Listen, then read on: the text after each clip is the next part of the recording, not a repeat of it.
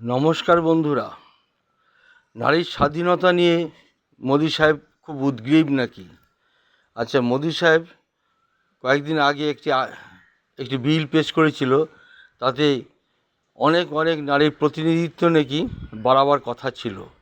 আচ্ছা, আমি একটা প্রশ্ন করছি, কংগ্রেসের জন্ম থেকে আজ পর্যন্ত অন্তত 4-5 জন মহিলাকে সভাপতি পেয়েছেন, কিন্তু আপনাদের এই আরএসএস বা বিজেপিতে কজন মহিলা প্রতিনিধি সভাপতি বা প্রেসিডেন্ট এর আসন অলংকার করেছেন?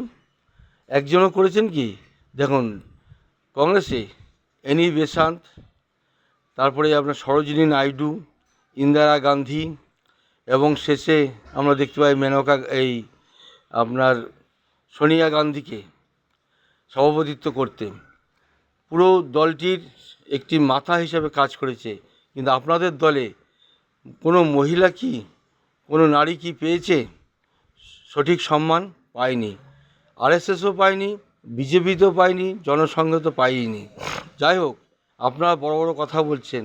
আপনারা পশ্চিমবাংলার বিধানসভায় নির্বাচিত যে এমএলএদের করেছেন, তাদের মধ্যে মাত্র 10% মহিলা আছে। কেন আপনারা পারেন না 294টি আসনে 150টি মহিলা দিতে? কে বাধা দিয়েছিল আপনাকে? আপনাদেরকে কেউ বাধা দিয়েছিল?